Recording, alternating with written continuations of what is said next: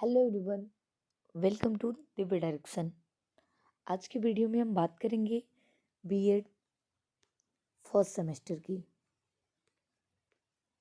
आप सभी लोगों को मालूम है कि बीएड फर्स्ट सेमेस्टर या थर्ड सेमेस्टर कह लीजिए कि बीएड का एग्ज़ाम चल रहा है। तो इस एग्ज़ाम के संदर्भ में हम बात करते हैं कि पैटर्न ऑब्जेक्टिव से सब्जेक्टिव हो चुका है, डिस्क्रिप्टिव पैटर्न हो चुका है। तो इसमें हम आप लोगों के लिए पेपर कोड 103, 104 और 105A यानी कि 103 जो है चाइल्डहुड एवं ग्रोइंग अप और 104 जो है कंटेम्प्ररी इंडिया एंड एजुकेशन और 105A इन्वायरमेंटल एजुकेशन, इन तीनों पेपर का हम मॉडल पेपर तैयार किए हैं जो एग्ज़ाम में आने की ज़्यादातर संभावना है। तो चलिए देखते हैं कि पहले चाइल्डहुड एवं ग्रोइंग अप का क्वेश्चन, इंपॉर्टेंट क्वेश्चन क्या क्या है। सबको मालूम है कि 3 सेक्शन में बांटा गया है। पहला जो है टिप्पणी करना है और बी जो है जिसमें 4 क्वेश्चन करने होंगे टोटल, और सेक्शन नंबर सी में 2 क्वेश्चन करने होंगे, लॉन्ग होंगे क्वेश्चन। चलिए देखते हैं पहले सेक्शन नंबर ए को। सेक्शन ए में आप लोग पढ़ लीजिएगा, बुद्धि का प्रत्यय देख लीजिएगा, शिक्षा मनोविज्ञान की प्रकृति क्या है। अब शैशवावस्था, बाल्यावस्था, किशोरावस्था, जो 3 अवस्थाएं हैं उनकी प्रमुख विशेषता या फिर समस्याओं को देख लीजिएगा। फिर नेक्स्ट देखते हैं अधिगम के प्रत्यय, सीखने के संप्रत्यय। अधिगम के प्रत्यय को ही सीखने का संप्रत्यय कहा जाता है। नेक्स्ट बुद्धि एवं विकास का सिद्धांत देख लीजिएगा, बुद्धि और ज्ञान में क्या अंतर होता है।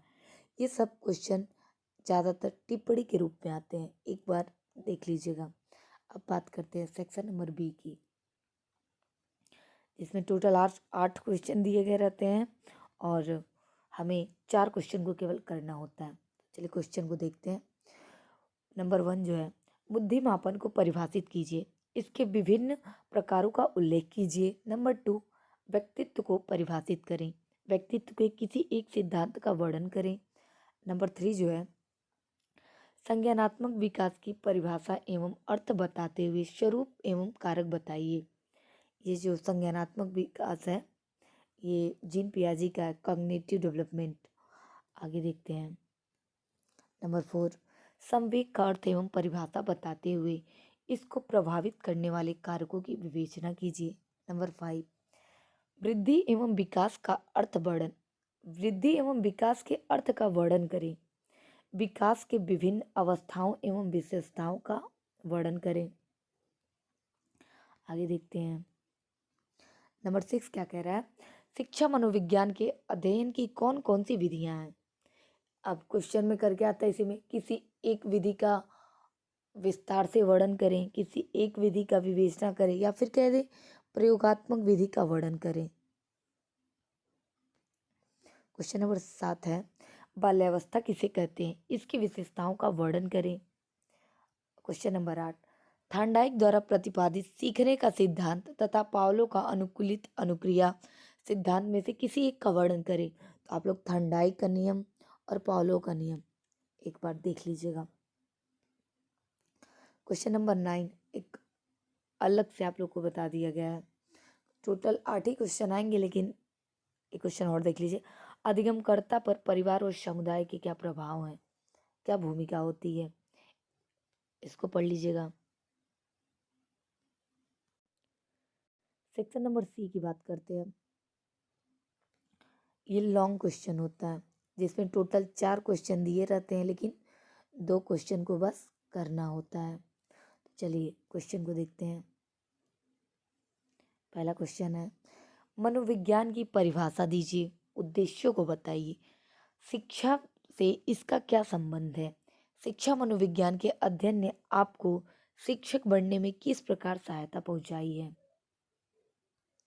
तो पहले में शिक्षा मनोविज्ञान को देख लीजिएगा। दूसरा क्वेश्चन देखिए, किशोरों की प्रमुख आवश्यकताओं एवं आकांक्षाओं का उल्लेख कीजिए, वे किशोरों की शिक्षा को कैसे प्रभावित करती है। स्पष्ट कीजिए। नंबर 3 देखिए, अधिगम के मनोवैज्ञानिक नियमों की व्याख्या कीजिए। इन नियमों का ज्ञान शिक्षण प्रक्रिया को कैसे प्रभावशाली बना सकता है। अब आगे देखते हैं, चौथा क्वेश्चन क्या है। अभिप्रेरणा क्या होता है? इसके सिद्धांत, आवश्यकता, कार्यों तथा विद्यार्थियों को अभिप्रेरित करने वाली विभिन्न तकनीकों का वर्णन करें। और क्वेश्चन देख लीजिएगा, बुद्धि के स्वरूप के संबंध में प्रतिपादित किए जाने वाले सिद्धांतों की विवेचना का वर्णन कीजिए, विवेचनात्मक वर्णन कीजिए। नेक्स्ट देखते हैं, व्यक्तित्व क्या होता है? इसके प्रकार तथा व्यक्तित्व मापन से संबंधित किसी एक विधि या फिर प्रक्षेपी विधि प्रश्नावली परीक्षण का वर्णन करें। ज्यादातर एग्जाम में पूछा जाता है किसी एक विधि का वर्णन करें।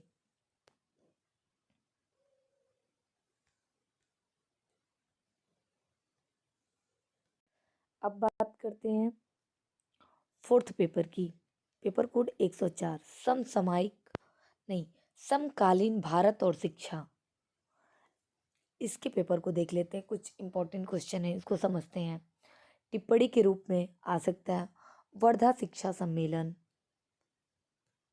बेसिक शिक्षा योजना, सर्व शिक्षा अभियान, मकदम और मदरसा या पवज्जा व उपसंपदा संस्कार। मकदम एवं मदरसा मुस्लिम शिक्षण व्यवस्था में देखेंगे, और पवज्जा व उपसंपदा संस्कार ये जो है बौद्ध धर्म में देखा जाता है। यही देख लीजिएगा, राष्ट्रीय शिक्षा नीति 2020 को देख लीजिएगा। नागरिकता के लिए शिक्षा की क्या भूमिका होती है, क्या महत्व होता है। वनस्थली विद्यापीठ को देख लीजिएगा। ये सब टिप्पणी में आने वाले क्वेश्चन है, एक बार देख लीजिएगा इन सबको। अब बात करते हैं सेक्शन बी की।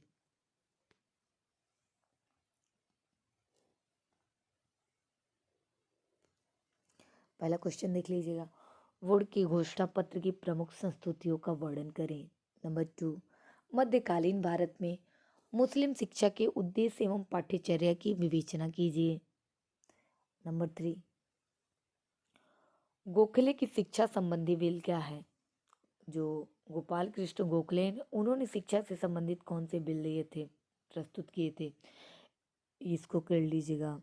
नंबर 4 देखते हैं, विश्वविद्यालय शिक्षा आयोग 1948-1949 की प्रमुख संस्तुतियों की वर्ण विवेचना कीजिए। इसी को ही राधा कृष्णन समिति कहा जाता है। नंबर 5 है, स्त्री शिक्षा की ऐतिहासिक पृष्ठभूमि लिखिए तथा समस्या, महत्व और समाधान हेतु उपाय बताइए। नंबर 5, मुदालियर आयोग एवं कोठारी आयोग की प्रमुख संस्तुति की विवेचना कीजिए।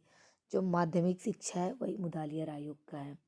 और 7वां देख लीजिएगा, राष्ट्रीय शिक्षा नीति 1986 का मूल्यांकन कीजिए, उसकी क्या संस्तुति थी। अब देख लीजिएगा एक क्वेश्चन और, क्वेश्चन नंबर 8 जो दिया 8 जो है, राष्ट्रीय शिक्षा आंदोलन के स्वरूप और सिद्धांत की विवेचना कीजिए। इसके राष्ट्रीय शिक्षा आंदोलन है कुछ, उसको देख लीजिएगा, और अलग से ऐसे देख लीजिएगा 1986 के जो प्रमुख दिन थे राष्ट्रीय शिक्षा, जैसे नवोदय, सर्व शिक्षा अभियान, ऑपरेशन ब्लैक बोर्ड, इन सारी चीज़ों को एक बार रीडिंग कर लीजिएगा। टिप्पणी के रूप में नवोदय पूछ लेता है, नवोदय, ऑपरेशन ब्लैक बोर्ड, सर्व शिक्षा अभियान। चलिए अब बात करते, अब देखते हैं सेक्शन नंबर सी, यानी कि लॉन्ग क्वेश्चन जो है उसको समझते हैं, कैसे क्वेश्चन आते हैं एग्जाम में। पहला है, वैदिक कालीन भारत में शिक्षा के प्रमुख उद्देश्य, गुण, विशेषता का वर्णन करें। हमारे देश की वर्तमान शिक्षा के लिए कहाँ तक उपयोगी हो, सिद्ध हो। तत्कालीन शिक्षण विधियों की विवेचना कीजिए। जो वैदिक कालीन भारत में वैदिक कालीन शिक्षा थी उसकी प्रमुख उद्देश्य क्या है, इसको आपको बताना है। नंबर 2 है, बौद्धकालीन शिक्षा के क्या उद्देश्य है, विशेषता के वर्णन के साथ ही आधुनिक शिक्षा प्रणाली के मुख्य योगदान का उल्लेख कीजिए। नेक्स्ट देखते हैं नंबर 3, लॉर्ड मैकाले का विवरण पत्र में भारतीयों के शिक्षा के इतिहास में नई दिशा प्रदान करने की विवेचना कीजिए। लॉर्ड मैकाले का एक सिद्धांत है निस्यंदन के संप्रत्यय, निस्यंदन का सिद्धांत, यानी कि शिक्षा छन छन करके जाती है। लॉर्ड मैकाले का पढ़ लीजिएगा विवरण पत्र। नंबर 4 देखते हैं, शिक्षा पर प्रमुख संवैधानिक प्रावधान क्या है? संवैधानिक मूल्यों के संवर्धन में शिक्षा की भूमिका का वर्णन करें। आप लोगों को भी मालूम है संवैधानिक मूल्य क्या हैं। संवैधानिक मूल्य में स्वतंत्रता आता है, स्वतंत्रता, न्याय और लोकतंत्र। आप लोग इसको देख लीजिएगा, संवैधानिक प्रावधान क्या है, प्रावधान के साथ ही संवैधानिक मूल्य को। अब बात करते हैं पेपर कोड 105 यानी कि 5th पेपर की 5A पर्यावरणीय शिक्षा, एनवायरमेंटल एजुकेशन। इससे भी इम्पोर्टेंट क्वेश्चन को देख लेते हैं, इससे रिलेटेड कैसे क्वेश्चन आते हैं।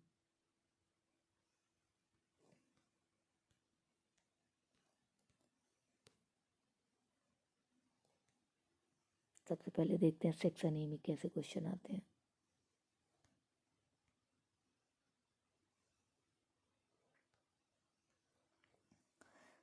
बेसिक पर्यावरणीय मुद्दा क्या है बताइए। आंदोलन आता है, पर्यावरण से संबंधित आंदोलन।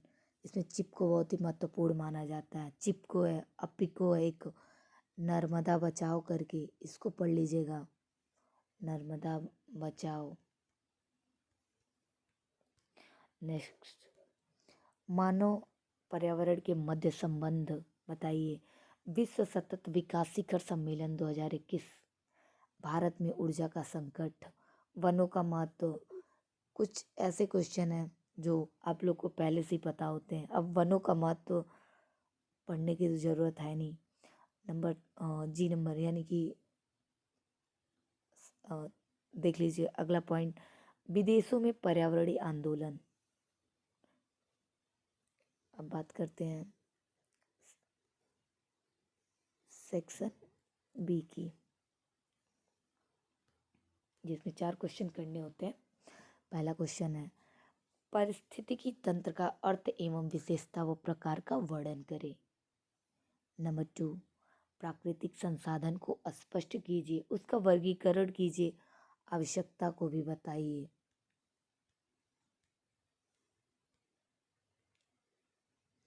और नंबर 3 जो है, पर्यावरण संरक्षण से आप क्या समझते हैं, इसकी आवश्यकता, उद्देश्य और महत्व बताइए। नंबर 4, पर्यावरण में सतत विकास का वर्णन करें। सतत विकास का मतलब होता है निरंतर। आगे देखिए नंबर 5 जो है, ग्लोबल वार्मिंग के कारण, प्रभाव व उपाय बताइए। नंबर 6 जो है, पर्यावरणीय शिक्षा के विभिन्न स्तर पर कार्यक्रम की विवेचना कीजिए। नंबर 7, भारत में पर्यावरणीय आंदोलन की विवेचना कीजिए। अब इसी जो पर्यावरणीय आंदोलन है इसी के अंतर्गत आते हैं चिपको आंदोलन, पर्यावरणीय आंदोलन में अपिक्को आंदोलन, नर्मदा बचाओ आंदोलन। ये सारे जितने भी आंदोलन हैं ये सब पर्यावरणीय आंदोलन के अंतर्गत आते हैं। अब अगला क्वेश्चन देखते हैं, क्वेश्चन नंबर 8, भारत में पर्यावरण संबंधी कानून की विवेचना कीजिए। जितने भी पर्यावरण से संबंधित कानून बनाए गए हैं उसी का वर्णन करना, उसी को बताना है। सेक्शन नंबर सी देखते हैं अब।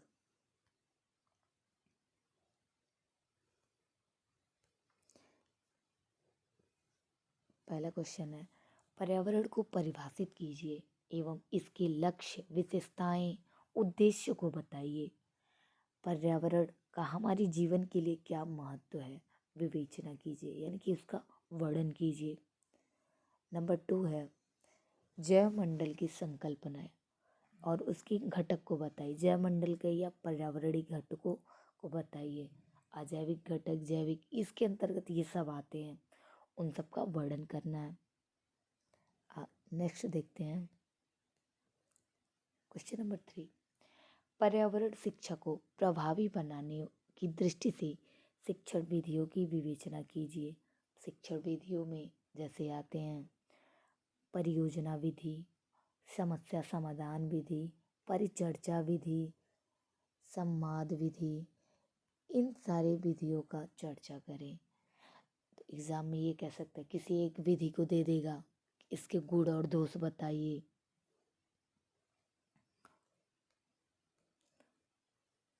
क्वेश्चन नंबर 4, पर्यावरण प्रदूषण को परिभाषित कीजिए। इसके स्रोत की विवेचना करें तथा विभिन्न प्रकारों का विस्तार से वर्णन करें। विभिन्न प्रकार में जैसे प्रदूषण कई प्रकार के होते हैं। अब पूछ दे अलग से क्वेश्चन में, जल प्रदूषण क्या है, इससे बचाओ, और जो भी क्वेश्चन आते हैं जल प्रदूषण से रिलेटेड, वायु प्रदूषण, मृदा प्रदूषण, इन सारे प्रदूषण को वर्णन करें। इन सारे के अगर अलग से आता तो एक एक करके बताइए। इस तरह क्वेश्चन करता है कि सभी विभिन्न प्रकारों का विस्तार से वर्णन करें, तो सारे के बारे में ऐड कर दीजिए जो भी आप जानते हैं। हमने इस वीडियो में पेपर कोड 103 और 104 और 105A के गेस्ट पेपर को देख लिया है कि हमारे एग्ज़ाम में किस तरह के क्वेश्चन आते हैं।